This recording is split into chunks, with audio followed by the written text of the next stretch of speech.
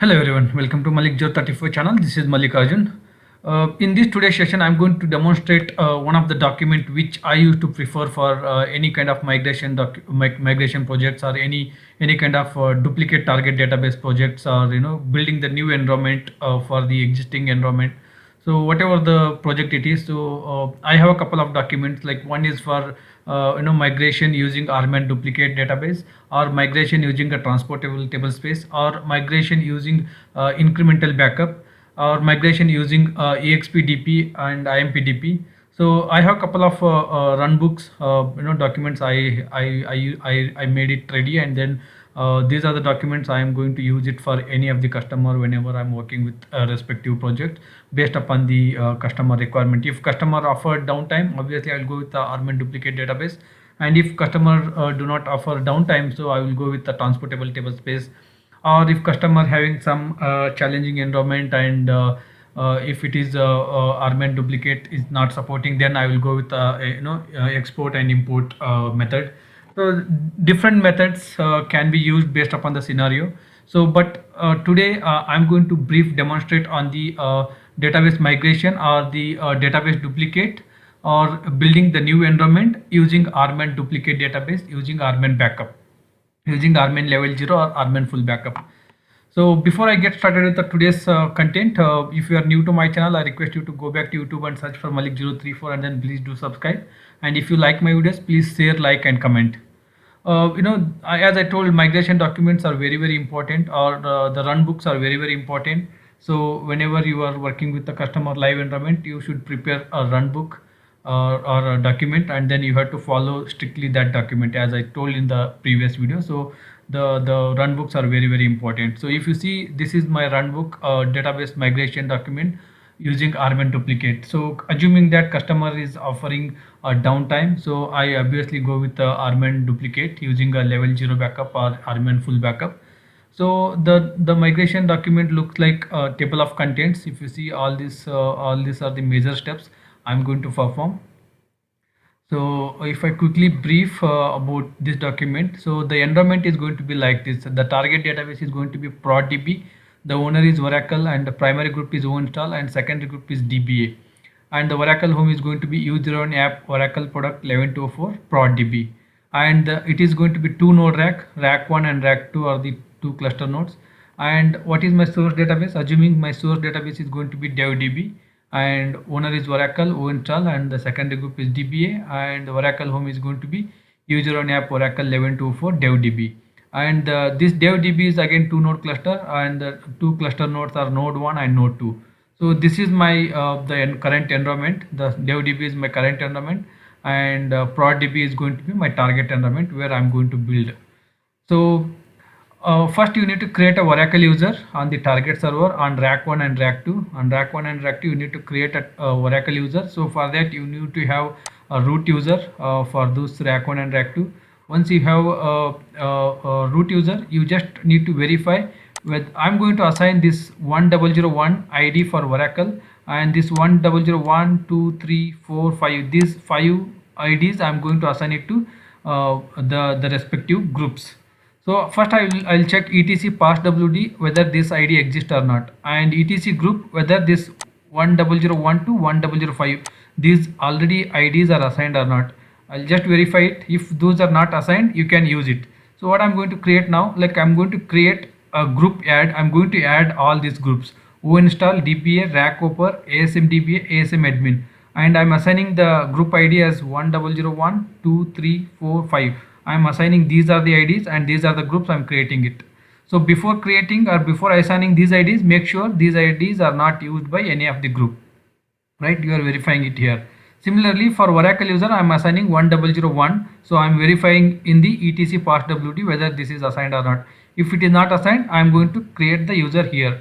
User add -u. It is a UID. I'm assigning this ID 1001 for this Oracle user, and -g small g is a primary group. 1001 1001 is a OInstall. My primary group is going to be OInstall.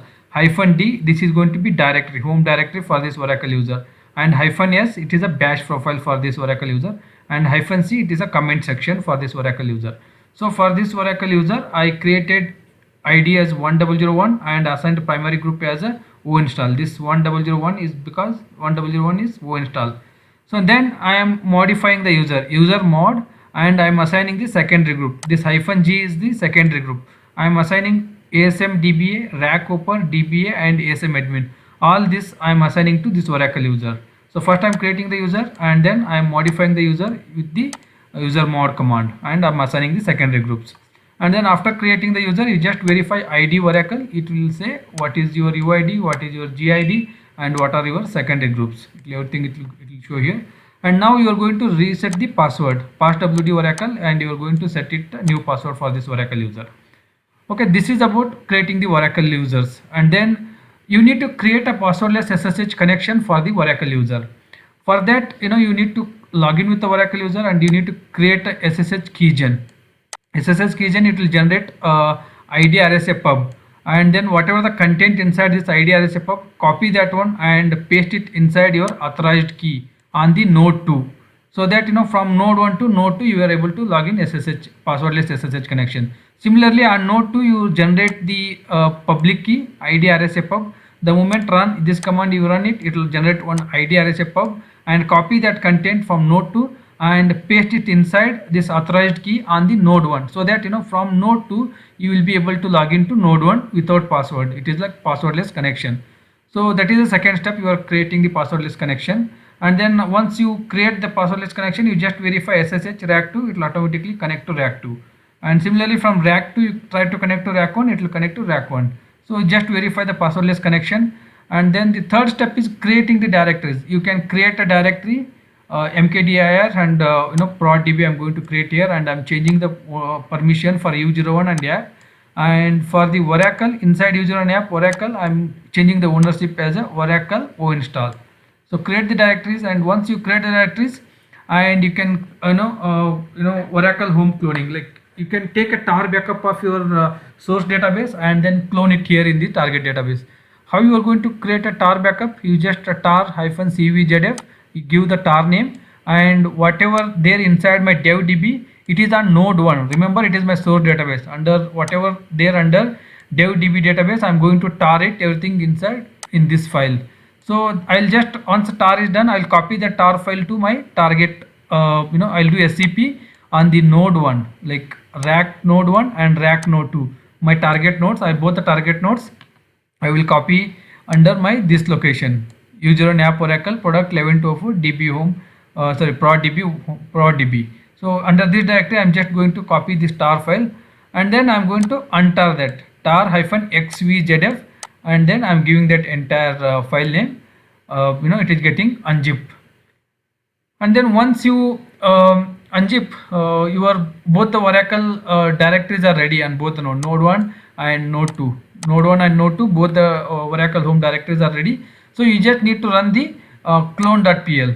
Clone.pl Oracle home, you are giving complete Oracle home, and you are giving the short name of the Oracle home 11204 proddb, and then you are giving the base location. So you are running this clone.pl command on node 1 and node 2. Both the node you are running this clone.pl command, and once you run this clone.pl command, it successfully completes. It will ask you to run root.sh as a root user. So I'm running this root.sh on node 1 and node 2.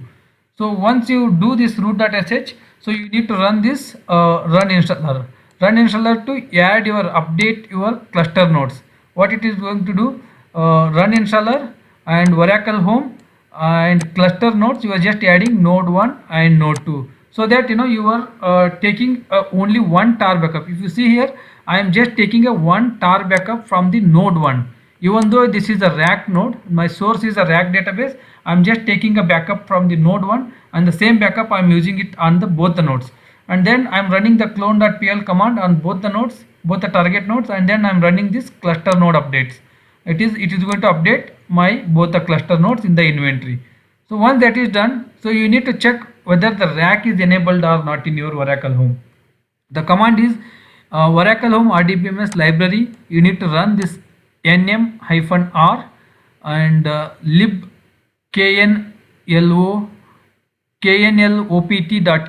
grep kcsm.o. If this output is 1, it means is rack feature is enabled in your Oracle Home. If the output is 0, it means it is not, rack feature is not enabled. So if it is a 0, then you need to run this command rack on.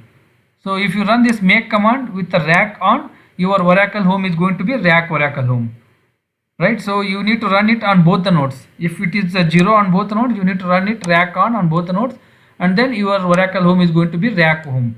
And then once your rack home is ready, so you need to verify this inventory.xml file. So under this Oracle Ora inventory, under this central inventory, you just cat this inventory file. It should have your Oracle Home details. It should have your Oracle Home, and it should have your Oracle Home short name, whatever you are giving here short name, right? Well, during the clone, this short name should be there, and it should be pointed to both the cluster nodes. On both the node, if you check it, this inventory file, it should have both the nodes. It should be pointed to both the node, because this is rack Oracle Home. So you can verify on both the nodes. Once you verify, you need to final verification is OPatch ls inventory. If the OPatch ls inventory output is returned successfully, then your Oracle Home cloning is successful. So this is a manual method of cloning from the existing Oracle Home, or if you have a GUI mode enabled, you can always use the run installer with the downloading the new binaries, and then you can always go with the run installer, right? This is a manual method I used to follow, in case of if there is no GUI mode. And then I'm going to create a P file for the cloning my database. So what I'm going to do on the source database on the node 1, I'll connect to DevDB, and then I'll create a P file, and then I'll copy that P file to my target node rack 1. Once I copy under my prod.db dbs1, so I'm going to that init devdb1, I'm going to change it to init prod.db. Please note here, I'm giving it as a prod.db, not a suffix with a 1 or 2. I'm just going ahead with the prod.db.vara, because I'm going to clone as a prod.db, and then later I'll convert into rack as a prod.db1 and prod.db2. So then once you create your init prod.db.vara, so you can modify inside that init file. What you need to modify, you need to remove whatever the devdb2 second db instance details, whatever it is there, you have to remove, because devdb is a rack database. So when you create a P file, it has both the devdb1 and devdb2 information. So you need to remove devdb2 information, and wherever the devdb1, you just replace with the prod.db, and whatever the cluster parameters like cluster underscore database or instance underscore number, so those cluster parameter you just remove it from the init file, so that this init file is going to be the normal or standalone init file. So then for example, after you modify init prod.db, it is going to be like this: prod.db db cache java pool large pool is just, remember here, this is just a prod.db, not a prod.db1 or not a prod.db2. It's going to be just a prod.db. So and then there is no cluster database here, there is no instance number, it is sample init file, it looks like this. And then once you are ready with your init file, you can create your db restore script. So db restore script, the db restore script name is going to be restore underscore prod.db duplicate db.sh. So what it looks like, it has my run block here, and it has my allocate channel. I am going to allocate 8 channels, and what I'm going to do here, set a new name for the database to, I'm just giving my disk group name data c1, so that all the data file will automatically get created under this data c1, and the name is going to be duplicate target database to prod.db, and the backup location is going to be your backup location where you are going to take our rman full backup, that is going to be under rman backup, mnt devdb rman backup. This is my, assuming this is my backup location. So this is my set new name, this is going to be my disk group name, and this is going to be my duplicate database name, and no file name check, right? So and then I'm releasing my all channels. So this is going to be my the restore script. And then coming to in the target directory, before you start with your restore, you need to create audit dump, and dump directories, a dump, trace. So everything you need to just verify it. If it is not there, you create on both the nodes, node 1 and node 2, both nodes, you create this audit directories and dump directories. Once you create this audit directory and dump directory, you create a password file. You just go with the prod.db, right? You just go inside prod.db and the dbs, you just create Vara pwd and give Vara password file name, and then give password. And then once you create your password, you just copy the password as a 1 and 2. On node 1 you are going to create it as a vara pw prod db1, and node 2 it's going to be vara pw prod db2. You just copy the same password file whatever you created as a prod db1 and prod db2 on both the nodes. Once you create your password file, you start your rman level 0 or rman full backup on your source database in your dev database. So here two kinds of project I am talking about. In case of your migration or cutover project, you are shutting down your current production box and you are starting the new production box. That time, you can consider your downtime starts from here. And and then you need to shut down your application at the devdb, the current production side, and you need to shut down your listeners, and you need to start your level 0 or full backup. Or in case of if it is not a cutover or migration project, if it is just a cloning or building new environment, you no need of any downtime. You just start your rman level 0 or rman full backup from here. So only this is the different for the migration projects or the for the cloning or the building the new environment project. This is the only difference. For the migration, you can consider your downtime starts from here, and for the building new environment or the cloning project, there is no need of any downtime. You just start your rman level 0 or full backup of your current production database. Once you take your full backup, and assume that you are taking your full backup under this directory. Right here I'm giving this mnt devdb rman backup. So you are taking your full backup under that mount point. So once your backup is ready, so you are going to start your prod db in no mount mode. So you just remember here I'm starting it as a prod db, not a prod db1 or not a prod db2. So I'm just starting it as a prod db1. So I'm setting the environment, and then I'll start my database in no mount mode, startup no mount, and this is a p file I created, right, by removing all the cluster parameters. So I'll just start my prod db with a no mount, and then I'll start the restore script. So my restore script is already ready. I will run it in no hope mode. So I'll just start my restore script here, and then I will monitor my the restore status. How I'll monitor? I will directly log into ASM under data c1 prod db data files. I'll just check what are data files it is getting created, or there's a log file. Once you start your backup script, it will generate one log file. You can tail that log file. You can monitor your restore. So once the restore is completed, you just connect to database and select name and open mode from vdollar database, and select the instance name from vdollar instance, and if your database is open mode, and you can shut it down. Once you shut down, so you can create a init prod db1.vara. If you just observe here, it is init prod db1.vara. So earlier it was init prod db. Now I'm adding the instance now here. So just I have already init dev db1.vara is ready. So I'll just copy it as a init prod db1.vara. So then I'll modify this init prod db1.vara. What all I'm going to modify, wherever the dev db1 or dev db2, I'm going to make it as a prod db1 and prod db2, and wherever the node hyphen scan, I'm going to rack hyphen scan. According to the whatever the scan name, I'm going to change. Whatever the VIP name, I'm going to change for my the new environment requirement. I'm going to change it, and my init prod1.vara will be ready. Once you modify all these parameters, you modify all these changes, your init prod1.vara is ready. So now you can start your instance using this init prod1 prod db1.vara. So for that you need to set your environment to point to prod db1. Earlier I used to I have set my environment to prod db. Now I'm setting it to prod db1. So I'm setting the bash profile, I'm db.env, so I'm setting it to prod db1. So once I set it to prod db1, I'll connect as a SQL plus sysdba, and then I'll do startup mount p file using init prod db1.vara. So you just observe here, I'm starting with the init prod db1.vara, because this prod db1.vara has the cluster parameters, and it has the prod db1, prod db2, both the instance, everything is set here in this init file. So I'm starting with this init file, and then I'm creating the sp file inside my disk group. So create sp file, and then I'm giving my complete sp file location inside the disk group using this modified init file. So my sp file will be ready here. So then what I'll do, I'll just verify whether SP file is created or not under this group. It is created here.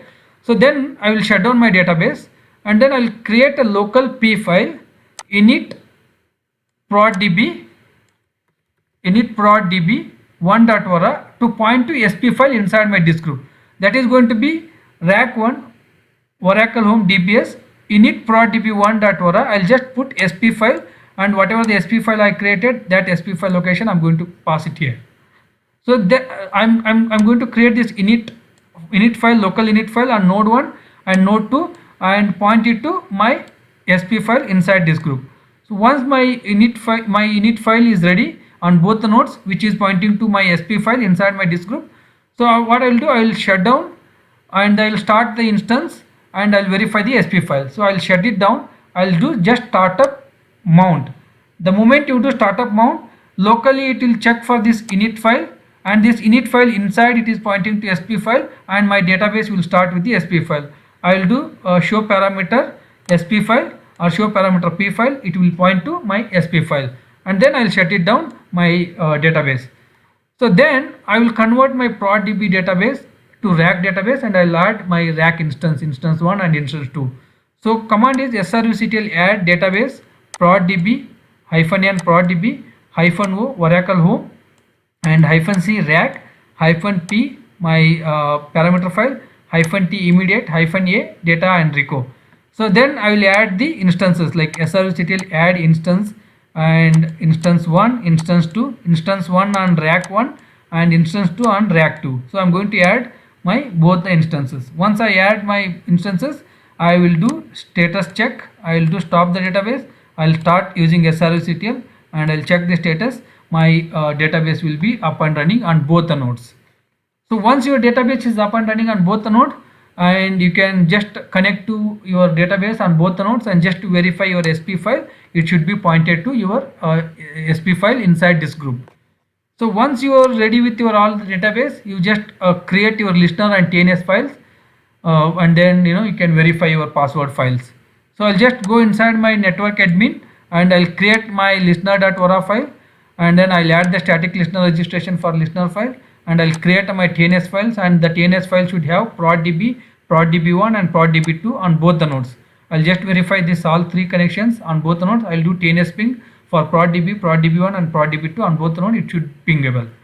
And then I will add my listener to cluster and I'll verify it. So how to add your listener to cluster? Where like sructl add listener name -p port -o Oracle Home. So then you start your listener using sructl and check the listener status using sructl and lsnrctl. Both the way you can check it here. And then once you verify your listener status, you can also verify using ps-ef grep TNS, or also you can verify sructl stat resource-t, and your listener and your database should be added to clusterware.